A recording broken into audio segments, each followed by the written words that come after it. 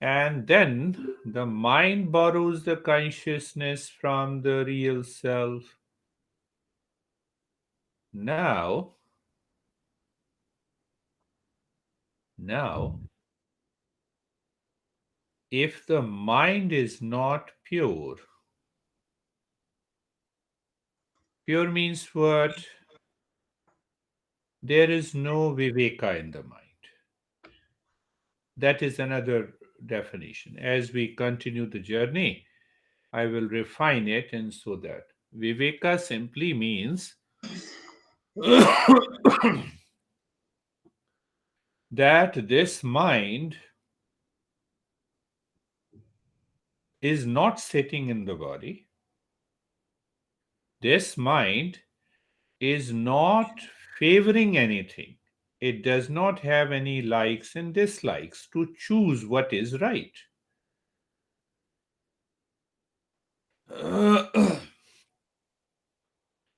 So, when the mind lives in that viveka, there is an instant dispassion, vairagya. In that state,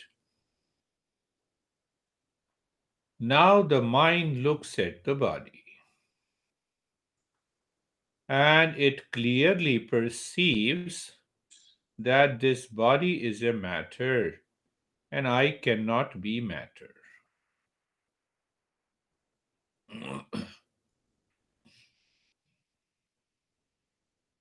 I cannot be matter. Now, so this is the knowledge.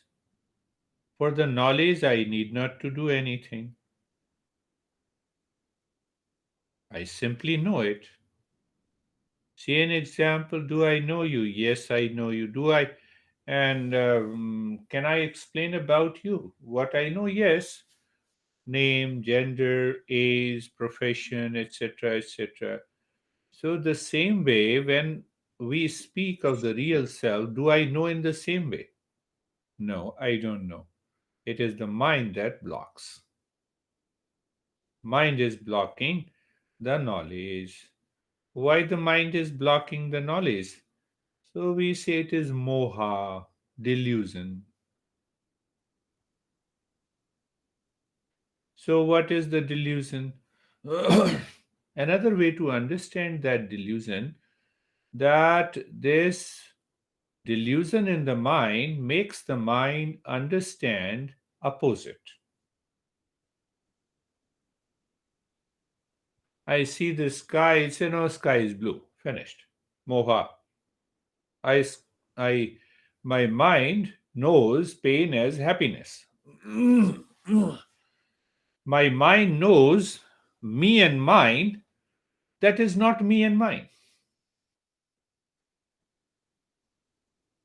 Now, this mind knows oneness, one consciousness, one reality. Nothing opposite is seen, and moha is gone. So, one master, our master says that the fire and the water cannot live together. Fire is the moha, the water is the real self. Opposite cannot live together. Opposite, rag, dvesh, pain, pleasure, ignorance, knowledge. So, moha, it is only one thing that is moha. Now, come to what you explained. That fits here.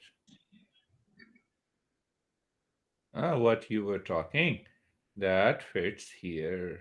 Moha, because of the moha, I see the ignorance as knowledge. So when I remove this ignorance or moha, then I live into that choiceless awareness. Now, to know that reality, I have been talking about Shravan, Manan, Nididhyasan. I don't know, let me know it. I don't understand, let me understand it. And followed by I don't experience, let me practice it. Huh? So we discussed about sadhana. The mind should remove what is not desired and install what is desired sadhana, upaya, different devices and tools, and abhyasa, the regular practice. All these are done simple one thing to remove delusion because I know what is opposite to the real self.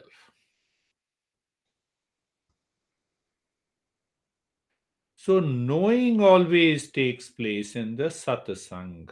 As we progress, we continue to do, as you contemplated, reflected, we continue to do that. And in doing so, the mind, layer by layer, removes that moha or the ignorance. And one day, listening alone helps us to reach to that state or awaken to that state of reality.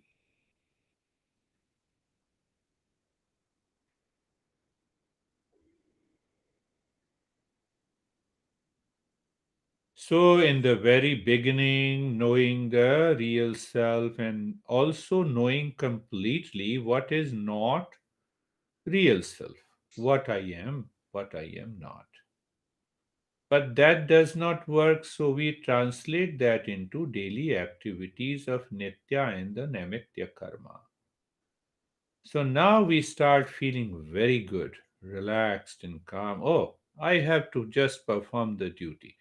Now I don't work due to the preference that no, daughter, you have to do this, then only I will do this. No, it's my duty. I cannot challenge. Our problem is different than my duty. So you see that mind releases that moha. Oh, that is the way. I should do it. Oh, you are my honey. Oh, I have to perform my duty. What is my duty? I will do it. I will not enter into any kind of a conflict while performing my duty. But what happens, it relaxes, soothes your mind. And gradually the mind builds the ego there. You see that? I'm doing a good work and I'm happy. So we drop that ego because ego, huh? The problem of the ego is insult and respect, humiliation and adoration. The mind is seeking something. Now I have started doing my duty. Why don't you do your duty? No, that is none of my business. No, not at all. But it doesn't mean that I do not express it. You see that you remove that moha again with the people, with relationship, with attitude about the work. So we loosen some knot bondage with reference to the karma activity. Now I am doing all my activities in peace and calmness. I'm not running even in business, in relationship, in profession. So then the mind realizes that reality cannot be attained by running, by being lazy, by not performing your nitya karma. Oh, just let me do it. Life is given to me. The situation and the condition and the people and relationship. So that opens the door in the mind to moha. So moha to one activity, binding desire. No moha to an activity, unbinding desire. That becomes the fourth step. But now I see my life, my mind has fair amount of calmness and it is not disturbed with the thoughts relating to the world. But still I feel sometime I feel totally upset and I don't know the reason. So that is because of my past impression that is causing the sins and the virtues, virtue and the vice. So then comes the principle of law of karma. Okay, let me continue to perform my duty and responsibility free from moha. And sometime, according to Krishna, sometime I feel I am exhausted, sometime I feel I get favorable condition, and it is only because of my previous birth and the past impression, so nothing to worry. I feel, oh, so it may happen into the body, mind, intellect, ego, etc. Okay, okay, I will do it. And then your mind discovers the inherent defects in the desire. Oh, inherent defects in the pleasure. So I continue my journey. Then comes my, I know, oh, purification of the mind is required. So I continue that journey. So when I continue that journey, I reach to what we have done last time. We have done the sixth or the seventh step.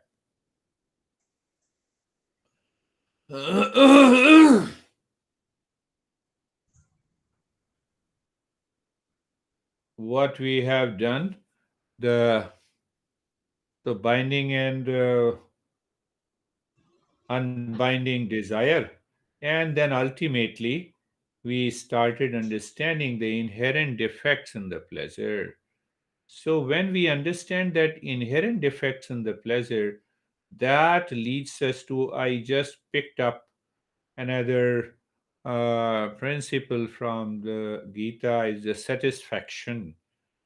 Satisfaction at three levels. So now I don't see the inherent defects in the pleasure. That has cleared my mind.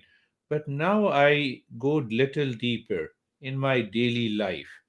I wake up in the morning, I had a cup of tea, taste, rakti. So I become aware. And then I see that this happiness is actually coming from inside. Physical pleasure is coming from inside. And the accumulation of the wealth gives me a kind of security. And that security is uh, related to avidya, ignorance. That okay, if I have this much of these possessions, then I will be living a good life. No, no, not at all. But it does not mean that I don't take care of it. So once you see that we can only do Shravan, means listen to the teacher, and that is the satsang takes place only in the step number 9. Until the step number 8, we have been juggling around and thinking, okay, this way, that way.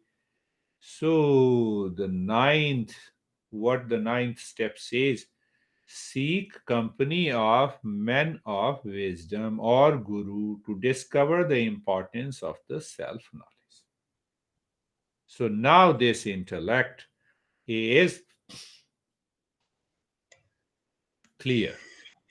The intellect returns to the intellect returns to the knowledge of the self. So we can also say, and that will be very good, helpful to you also at this stage.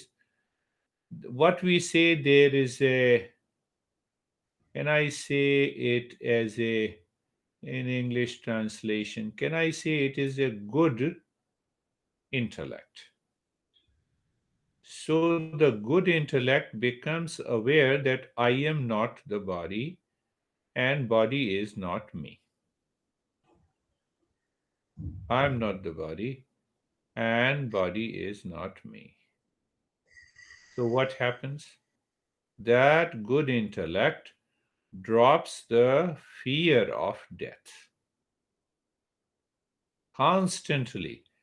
You are maintaining your awareness. You are using the body as a horse, as a car, as an instrument. And then Good intellect is the first intellect, first level of the intellect that helps to remove the moha, means the delusion that I am the body. Second level of the problem comes with the likes and dislikes. We say raga and dvesha. Think of it. What kind of an intellect is required? It is viveka. Viveka removes that raga and dvesha. Slowly we are going deeper and deeper. So I cannot remove attachment and detachment by force, by practice. It has to be by the knowledge. And the knowledge by means the viveka. Viveka must lead me to vairagya, the dispassion. I constantly contemplate and think and reflect. That will remove my. So you see that mind is sitting, intellect is sitting in the body. So I have a good intellect to declare that I am not the body, body is not me. Then we have a viveka intellect that removes raga and dvesha. So now when the raga dvesha is removed, then the mind finds freedom. No blame, no complaint, no reaction. Then what happens? That intellect now it was sitting in the power, pleasure, and the possession, that is also gone. That intellect takes you away from that gone. That intellect realizes that sometime because of Rajo and Tamoguna, I enter into the moha, and that is the reason. No other person outside is reason for this kind of a delusion.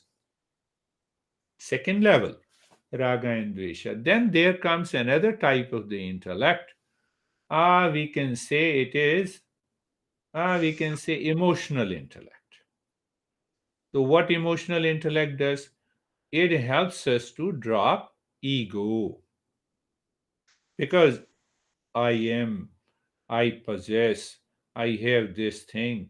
So, that I notion must be removed by some higher principle. So, we say there is a God. That is how the religion works. So God, in some religion, the God punishes. In other religion, God is very kind. Huh? In third religion, so we are not taking that God.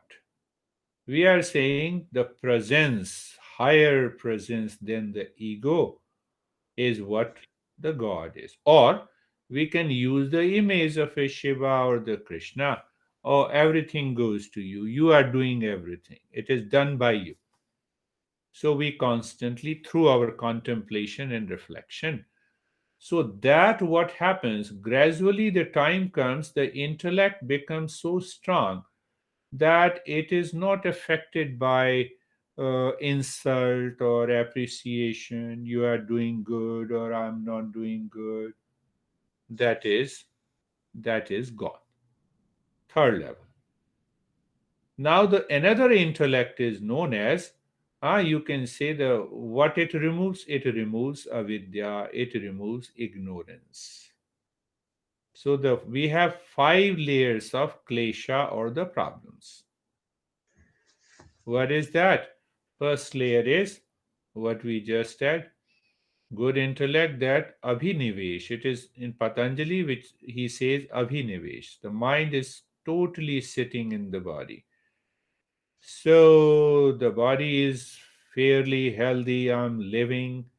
I'm eating what food is desired by the body. And then the mind says, okay, you see that? I am the body and I'm happy. That is the greatest illusion. Good intellect is required. So you see, in all these processes, intellect is required. We are refining the intellect, we are shining the intellect with the right knowledge.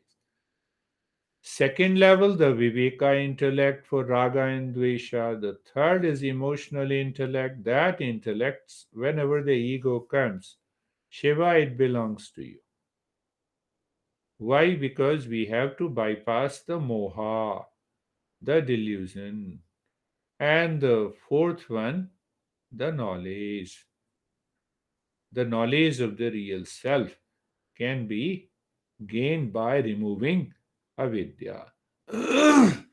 Now, see, in the ninth step, I'm summarizing, but this is the first step. We started intellectually with the first step, but now, after doing all the eight steps, your mind and intellect start changing, and it gives you a little deeper perception. That is why I have summarized this. So now, little, I told you the story also. Now see that you can add this, you can understand the layers of the intellect is working. One young guy who was doing engineering came to my master. So master asked, what is the goal of your life? No, I'm studying. What you are studying? Why you are studying? To get a degree? Why you want to get a degree? To get a job? Why you want a job? To earn money? Why you want money? To buy house, gadgets, and to get married? Why you want to get married and buy gadgets and house? To be happy. The master said, I'll make you happy here and now. Why such a long journey? I'm not saying don't do anything, but I'm simply saying I'll make you happy here and now. One condition, one option. And second option, I will give you all the money you need. I will give you all the gadgets you need. Tell me, will you be happy?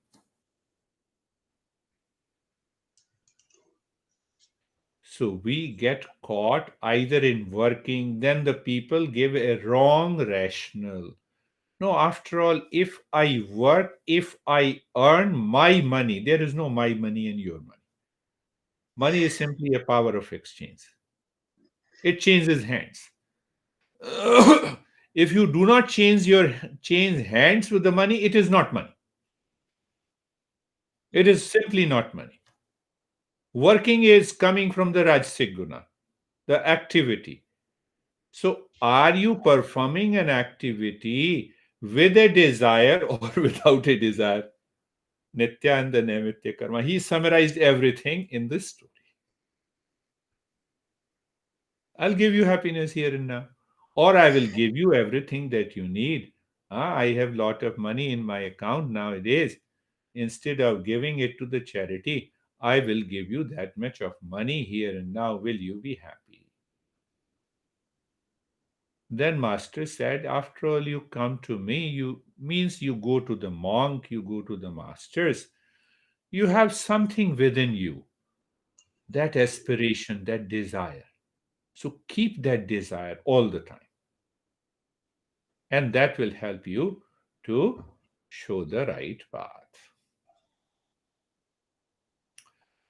So now the step 9 is all about satsang, and the ninth is about emotional culture.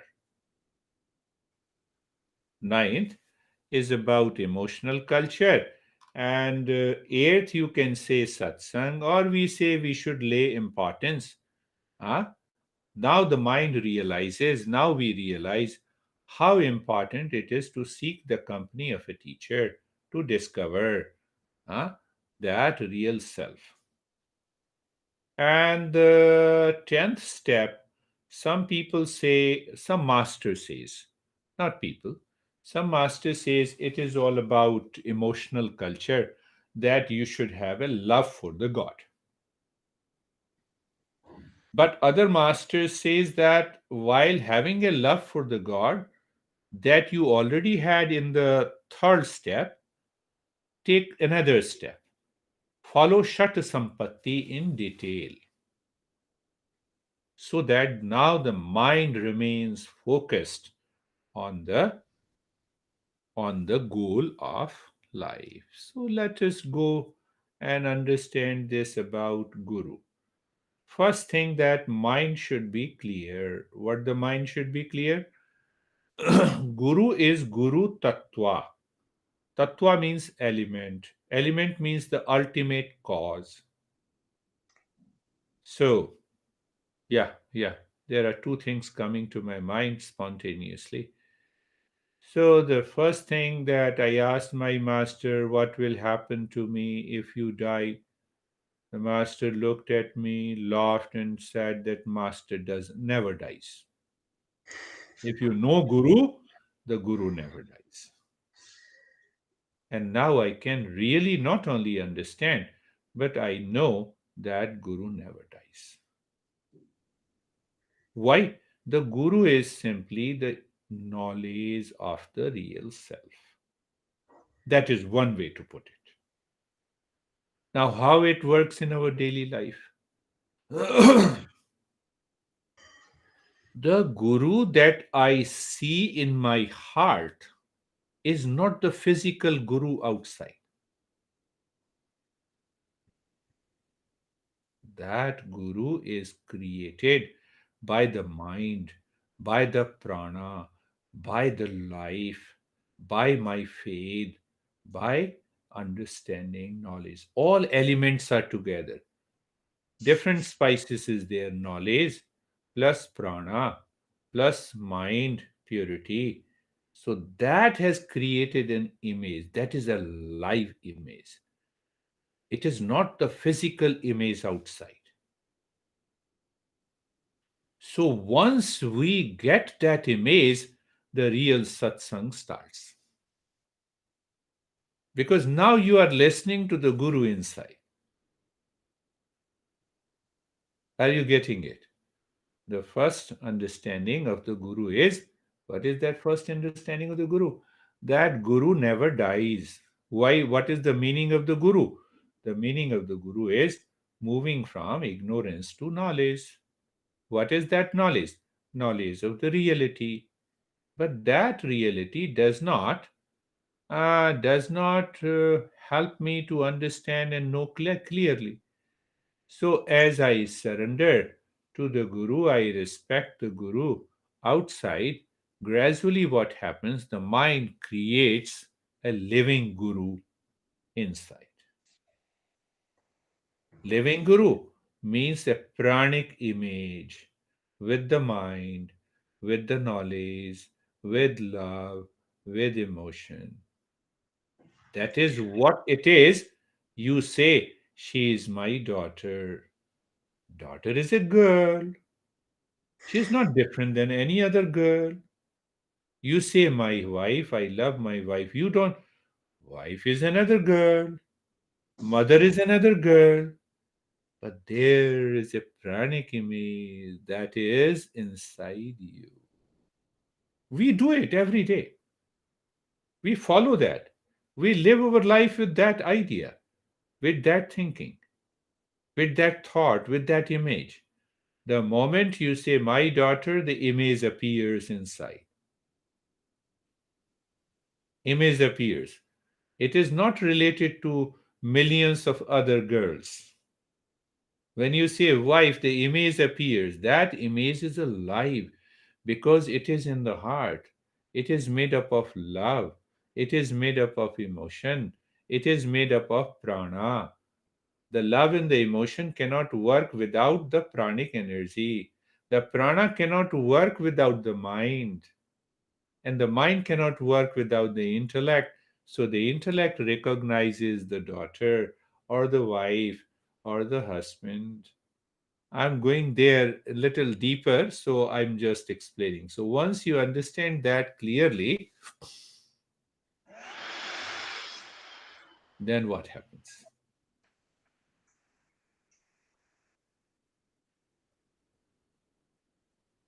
You have heard about Diksha, initiation.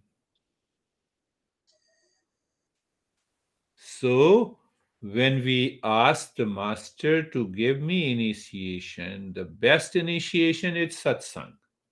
It continues, it flows. So only when the seeker has that feeling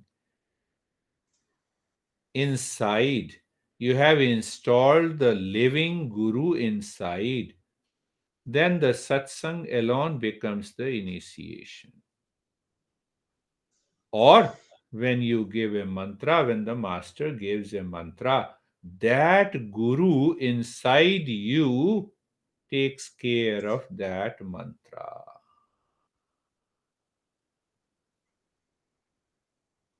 Why? Every time you remember, every day you start practicing, and that guru inside present, that takes care of the mantra. That is a very lower level of initiation. And so sometimes people say, I will bless you and this thing will happen. So that is totally different. That has to do more with the some magic and trick and powers. So now go little deeper with that understanding. Now the our teaching says the master and the knowledge of the Eastern wisdom are one. They are not two. You see that we always remain free. If you claim you are a teacher of the Eastern wisdom, he is always free. Why? He is using the knowledge of the Eastern wisdom and expressing it based on the temperament. So here the master says that the teacher in the Eastern wisdom is only expressing the knowledge of the reality. And when he is expressing the knowledge of the reality, and the seeker seeker's heart feels the presence of a master inside, a live presence, then that knowledge is easily transmitted. That very process is known as satsang. So, lot of factors are there. That process is known as satsang because now the mind is not going into delusion because we have done all the 8 steps. So it picks up the moment of delusion, it says no.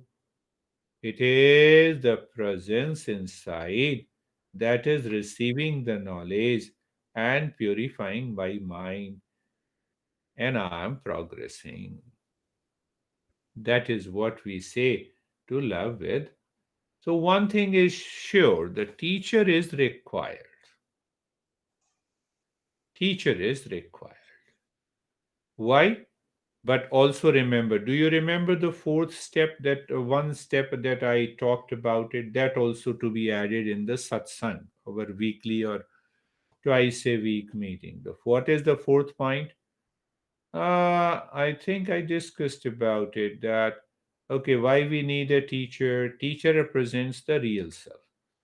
So, who is my master? Whose master was my second generation, third generation?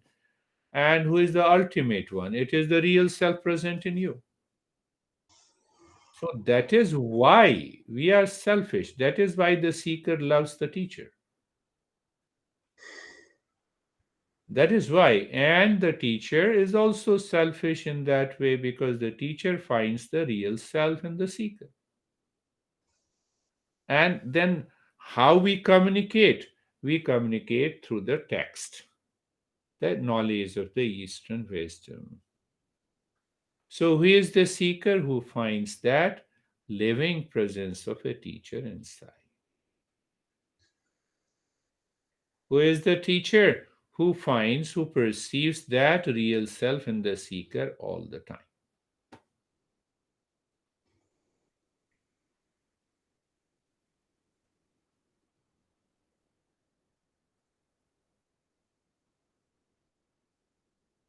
Listen to it again and again, and reflect on the eight principles, you will find satsang includes all the eight steps.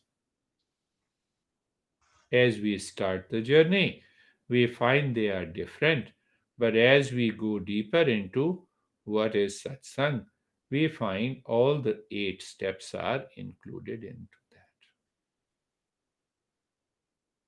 Such a beautiful way of presenting. Now understanding. Now the teacher is present in the seekers. So image is simply a reflection. I kept that image of my master in behind the monitor. So just seeing through the eyes triggers, there is a trigger in the heart. And that's how I know the guru never dies. Oh, he's with me. He's always there. We can go to the another direction by creating some magic and trick, but that is not our journey.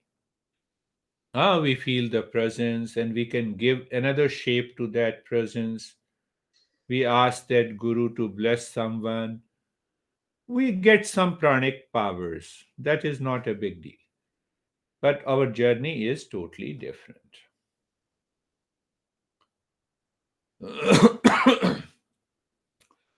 So once we understand this principle, now we become aware of the matter, the earth. What is earth? Name and the shape, which is solid, perceived by the sense organ. Now, this if earth merges with the water,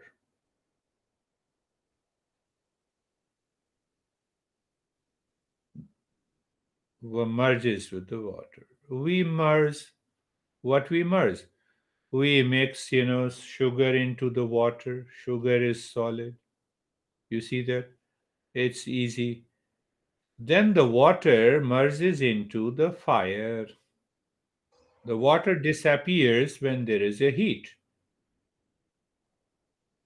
So the fire absorbs. Fire merges into air. Air merges into the space.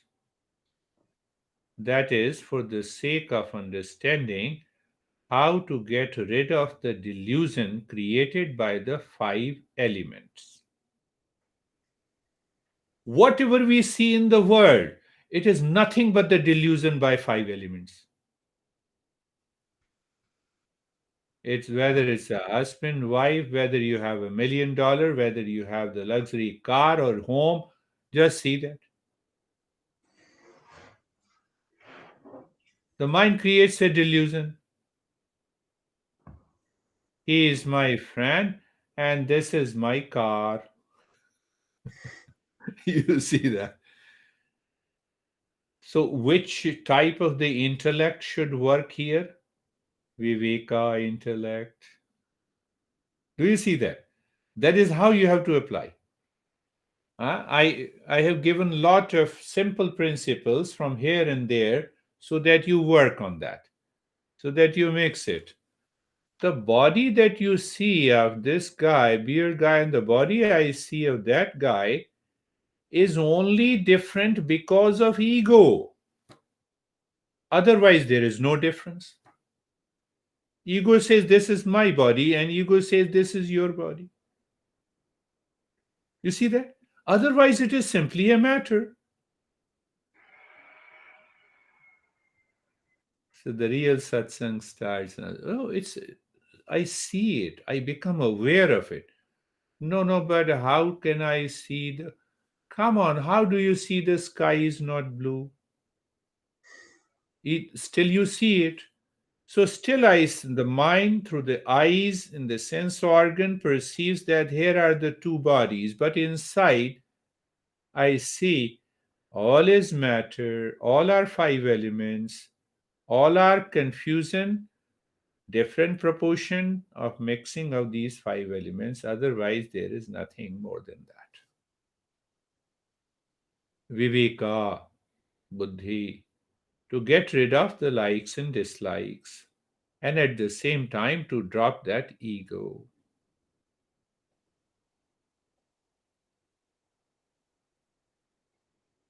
Now, we have reached to the space. Now the space merges into the mind. Because when you say, I become aware of emptiness, blankness, that is what the space is. Simple. Space, blankness, emptiness merges into the mind.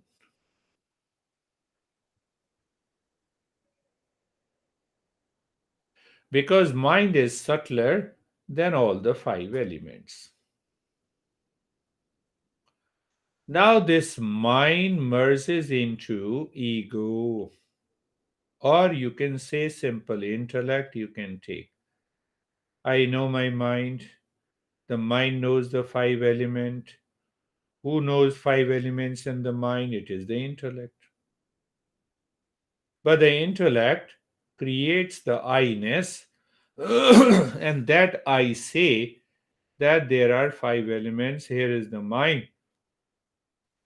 So the intellect merges into the ego.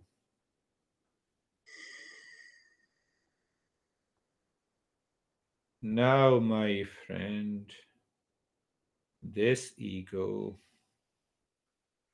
is also a delusion. This ego is based on the five elements: body, breath, mind, intellect, thoughts, ideas, wrong notion. Otherwise, there is no existence of an ego.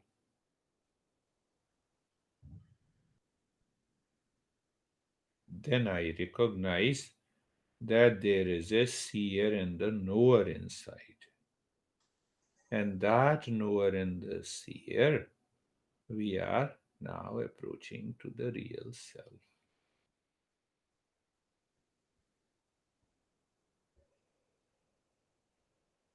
It is here and now. We instantly feel that sense of coolness and a calmness.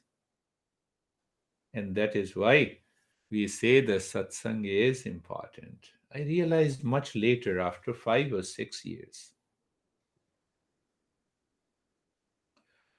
studying, teaching, learning, and I said, oh, Guru is there, it's a physical body. So I used to hide from him when I see his physical body. Then he said, that is the most subtler. Guru is subtler than everything in the world. That is why I explained you this principle. So from the earth to the water, water to the fire, fire to the air, air to the space, space to the mind, mind to the intellect, intellect to the ego, ego to the self. Here the guru comes. Why? Guru is knowledge, wisdom, consciousness, awareness. So when you realize that subtle presence, you have achieved the ninth state. The step number 9 is done. Only the real we will take up how to remove that avidya or ignorance, and that leads to the knowledge that starts from the 15th or the 16th step. Until then, still it is all the preparation, but even the preparation helps us a great deal. It changes our attitude, our behavior. So it means we cannot say it is simply a preparation, it is much more a sadhana. So what you do now with space and the mind and the intellect and the ego, and after the ego, the guru is there. And once the mind goes there, it becomes aware of that presence. and then you seek the blessing of that guru. That is our master in a disciple tradition. But if someone says outside, I'm your guru, do this and do that, that is not what it is. This is what master, the real tradition is there. Now that we can understand this by another way. The master used to tell a story about the fish and the frog. Do you know that? No. The frog was living in the well. A flood came from an ocean, and a fish dropped into the well. So the frog asked, from where you have come? From an ocean. So the frog jumped a foot and, oh, is that big your ocean is? No, fish said it's bigger. So frog also jumped again 2 feet. Is that big? No. The frog jumped from one corner of the well to the other. Ah, it's a big. No, fish says it's very big. So here is a point of delusion. If I have seen the real self, I can figure out. I have not seen it. So that's why I ask a lot of questions. Asking questions is definitely good, but we should ask the right question. So it happened. Due to the flood, the frog and the fish again came on the surface, and the flood throw them into the ocean. Now fish realizes they are, oh frog, come on, this is the ocean. So it means with reference to the well, he wanted to know the length and the width of the ocean. So what happened to the frog? Frog started measuring the depth and he is totally lost.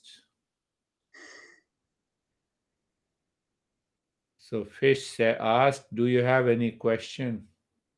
I have no question. I become aware of the ocean. I become aware of the reality. So actually, to know the reality, we need not to do any practice, only right knowledge is required. But because we have to continue, purify the mind, remove the delusion, understand the matter which is different from the real self, that much is required. It does not mean that we have need not to do the practice. Sadhana must continue, must continue. So sadhana must continue.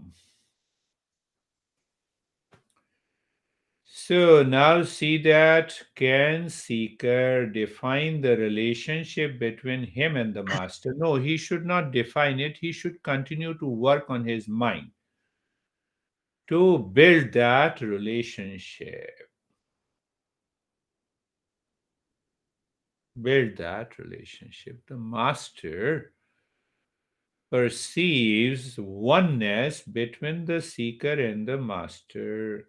The seeker perceives in delusion, the master knows and I do not know. It is only a matter of delusion. The seeker says, I don't know how we are one. And the master says, we are definitely essentially one. So that is why the dialogue, that is why the satsang.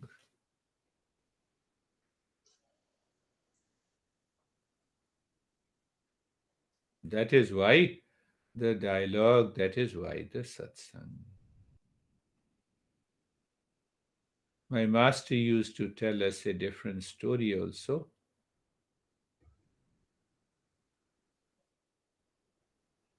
of a duck, of a blind man. A person was blind since birth.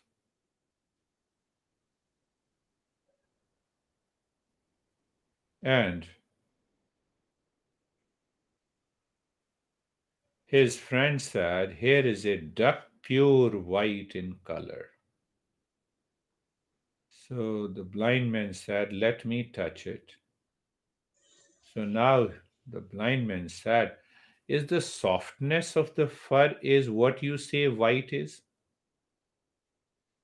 No, that blindness is the ignorance in the mind only. No, no, no, no. It is like a milk. Oh, so this becomes like a liquid as you and as I understand. White is liquid. That is what the master does. The seeker asks the question, master knows it where he is going or she is going, the master brings him back to the same thing again and again. Until the mind of a seeker absorbs all the five elements and the mind merges into the intellect. Intellect merges into the ego. Then he says, I got it. Because the mind, our mind always asks question with reference to the known. It cannot ask the question with reference to the unknown. So it is only the intellect has an ability to drop what is known and start searching the unknown. And that is where the knowledge is placed. There is no obstruction of the mind. Now the mind is purified. The intellect sits with the knowledge.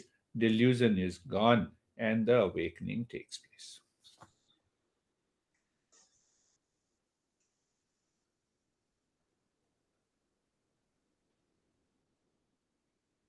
Now you see, the mind is asking the question.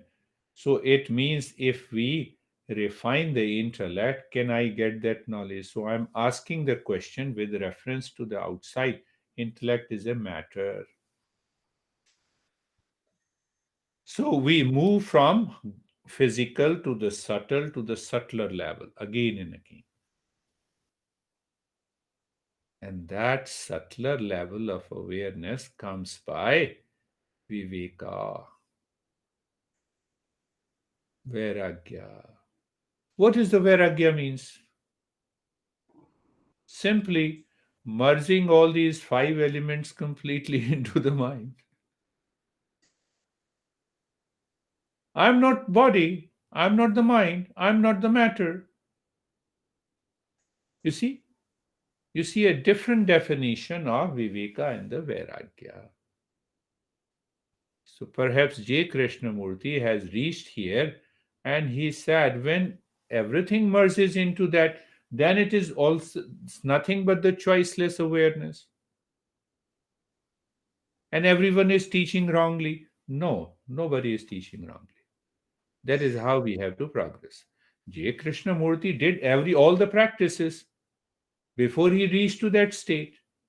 So I can reject the five elements, I can reject the matter, I can simply say it is only the awareness. Yes, I can say. I can leave the traditional wisdom. But first, let us reach there, and then what happens to you, follow that. Not before that. So you see, the ninth step means that satsang or means guru, satsang, and to remove the knowledge.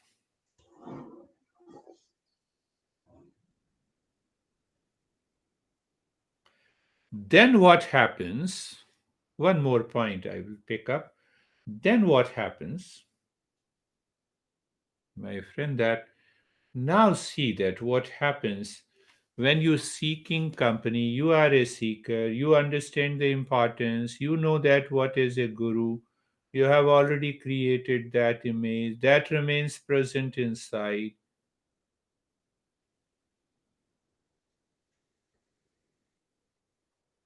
Then the real questions we ask, who am I?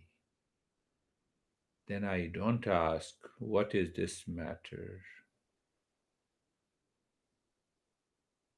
What is this? Me as a body, me as a mind, me as a habit. Then the real question comes: who am I? What is the world? What is the existence? And then how to live and work in this world with the existence, with a constant awareness of the real self. What is avidya? What is ignorance? Now we instantly Master explains what is delusion, and you know delusion, you know it, and it is gone. You simply know it, it is gone. So it is based on that we have created a very strong foundation because we have been doing the practice, we have been following these steps. So in the step 10, either you can say the emotional culture or we take Viveka and the Vairagya to the highest level.